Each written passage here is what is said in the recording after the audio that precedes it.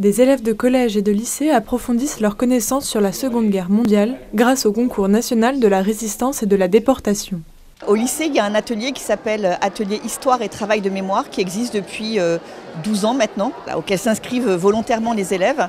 Les élèves qui ont participé cette année de manière individuelle au concours national de la résistance et de la déportation sont en fait des élèves qui travaillent sur cet atelier depuis plus d'1 an. Et ils ont souhaité participer de manière individuelle à ce concours. Et en tant que professeur, je suis évidemment très fière qu'ils aient remporté les 7 premiers prix de cette catégorie. 211 devoirs et travaux ont été réalisés par 417 élèves du Val-de-Marne qui ont travaillé sur le thème « La négation de l'homme dans l'univers concentrationnaire nazi ». Le 19 juin, ils ont été invités à l'hôtel du département à Créteil pour la remise des prix. Le plus important, c'est le travail qu'on a fait collectivement au cours de l'année. Et au final, on arrive premier, donc c'est un peu du bonus, quoi. Sortir de la narration des faits pour entrer dans la réflexion et l'investigation pour s'approprier le sujet, c'est le travail qu'ont dû faire les élèves qui ont participé à ce concours.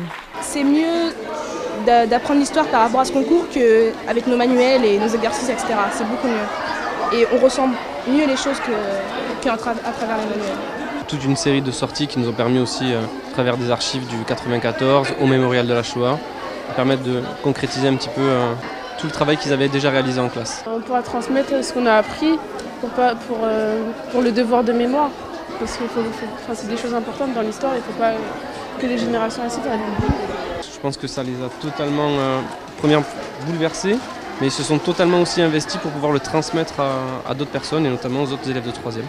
Résister par l'art et la littérature, c'est résister à l'oubli et remettre en question le présent. Un devoir de mémoire essentiel dans notre rôle de citoyen.